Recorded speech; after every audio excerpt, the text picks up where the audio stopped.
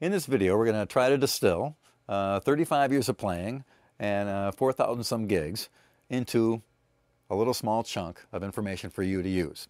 I've done some fancy licks, some more advanced stuff, some difficult moves, and I try to explain it as fully as possible. So take a look at it, refer to the book if you get a little bit confused. Understand that there's a lot of years and a lot of work behind all this, so if it's a little bit frustrating at first, bear with it, stick with it, don't be afraid of it. It's a video so you can back up, reverse, stop, slow motion, all those things that'll help you out. I've been playing for a very, very long time, and a lot of these things are very much a part of my playing and my character and style as a player. So I want for you to become a unique individual stylist as well on your instrument. So you wouldn't necessarily be copying what I'm about to show you, but by seeing how I developed it and seeing how it came about and its evolution between the bass and the amp and my hands and all the component parts that you'll see illustrated here, you'll see how these things apply to you when you're playing, and you'll be able to, I hope, set a course for yourself so you can come up with your own unique style and your own unique take on what I do and what you're doing and other influences you'll have from other sources. So enjoy the video, and I hope you get a lot out of it, and I hope it's a big help to you.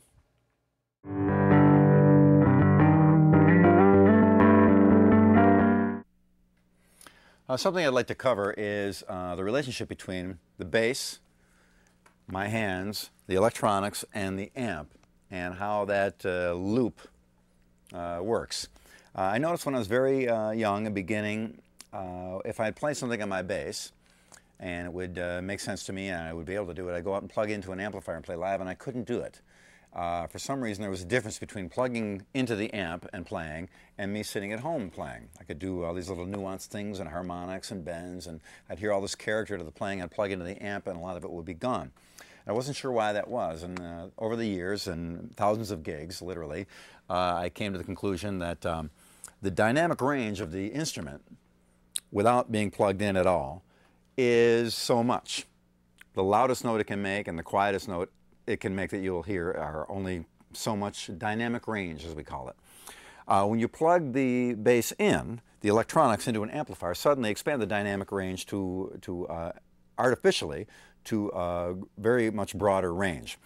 Some people prefer that. Some people like that. The effect of that really broad dynamic range is what they like, what they go for, and what they dig, and what feels right to their playing. That's fine. But for me, I had a hard time with it because it made the bass feel different to me than it felt to me sitting here right now if I have the volume controls down. There's certain things that I hear, that I feel, that I respond to, that when I plug it into an amp without compression, I don't feel. So that's why compression became a very important component to me. I'll give you a little demonstration. With compression, this is the low pickup, low frequency pickup from the low output into one amplifier. There's two pickups into two amps here. I can play without any problem.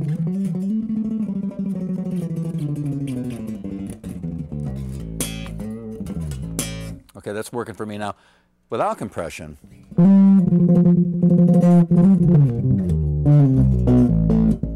the loudest note is way louder than the quietest note, so it starts to throw me and makes my hands feel different on the bass. The point of explaining this is to explain the path I took to get up to a point of being able to play some fancy schmancy licks, and how that came about in relationship to the amp, because a lot of times people can do them, but they can't ever execute them or perform them live or make them work in the context of a band or a song, because there's a couple blocks here. One of them is this situation with compression in the amp. So when I put the compression on, it makes it feel more like the bass feels sitting in my lap in a quiet room, not plugged in. So that enables me to be able to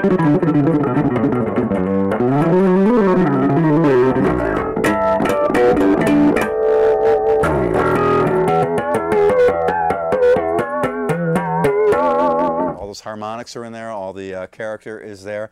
You can go a little bit too far with compression sometimes too and lose all your dynamic range. You don't want to do that. I'll explain the settings to you in a minute. But basically, a little bit of compression goes a long way in bringing that dynamic range down to more of how the bass actually is when you've got just strings, steel strings on wood, rather than putting the component part of the electronics in there. It makes it a little bit easier. You'll notice on guitar amps, if you're going to have any one effect or a little button on an amp, it would be distortion. You'll notice on bass amps that they're going to include any one effect. It'll usually be compression. Compression to a bass is analogous to distortion on a guitar, because distortion basically is a form of compression. A sine wave, that wave you see on an oscilloscope, or if you've ever seen a frequency on an oscilloscope, it's a waveform. When you increase its amplitude so much that it can no longer be accommodated by the components electronically, it will crush itself down into a square wave, because the tops of those waves can't be reproduced. So it'll square them off at the top and at the bottom, and you'll see what's an actual square wave. So that is in effect what distortion is. So therefore distortion is a form of compression. That's why a guitar player, when he'll hold a note, you'll hear great like singing distortion coming out, because it's basically, I flipped the distortion on for a little bit more of an explanation, though it will do it without it pretty much, just to enhance it a little bit. But basically guitar players have been using that for a long, long time, and you'll notice how compression is kind of the natural effect for bass players, where distortion is for guitar players. There's a connection, though. There's a reason why. For a guitar player to play through an amplifier like a home stereo, like if he plugged his guitar into the input in the back of his home stereo with a real high fidelity sound and a huge amount of dynamic range, it's horrible. It sounds too clean, too clinical, too sterile. There's no harmonics. It's just a clicking, clacking, and some semblance of a note. It's a terrible thing. Try it sometime. You'll see my point. So a lot of bass players get into a very clean, broad dynamic range amps, and they're having the same problem, but not really even realizing it. I see sometimes a bass player on stage trying to execute the things he knows he can, and he can't pull it off. And the natural thing you gravitate towards is turn the amp up. Turn the amp up louder. I can't feel it the way I need to feel it, so they turn it up louder and louder and louder. In a way, they're kind of almost subconsciously trying to get some compression by turning the amp up so loud it will no longer reproduce things accurately, and will start to square those waves off, like I mentioned in distortion.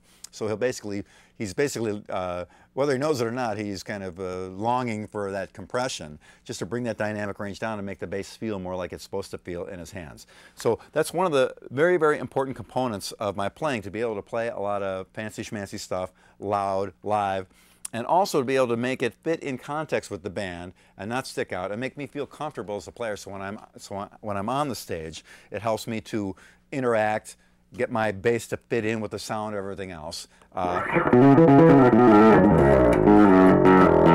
a lot of compression on there right now.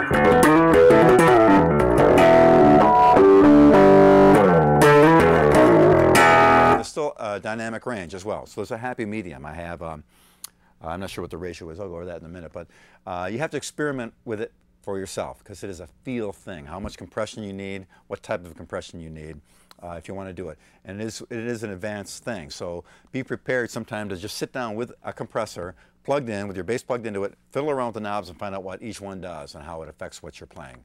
Or start with a small one like an MXR Dynacomp, or a little compressor. Just basically get the idea of what compression is and how it works. Use it sparingly at first, and eventually you'll find a point where you can, a happy medium, where you can get the kind of compression that gives you the dynamic range that you need as a bass player sonically in the band, but still squashes things down enough so you can start to have the thing feel the way it should feel in your hands. A phenomenon that I notice is without compression, the strings actually feel farther and farther and farther oddly from the neck. And it actually will feel to me sometimes like I'd have to step on the bass and hit it with a hammer to get the note even to sound, where in fact the action hasn't changed at all. It's just plugging into an amp with a huge amount of dynamic range that's made it feel like that. So take that, and hopefully that'll be some help. So here's some examples of some settings and what I do and why I do it. Compressors can have different amounts of controls. Some are just one knob, compression, yes, no, on, off. And sometimes that's good. That means all the other parameters are preset into a character that they felt would be the right compression setting, and many times it is. On the Ampeg SVT amps, they have a compressor knob, and compression on the onboard compression is great. Basically, you turn it on and it sounds pretty good. If you want to get into tweaking it in a more elaborate way, there are other controls, and some of them have unusual names: gain, threshold, ratio, attack, release. Slope. I've seen slope on compressors before. There's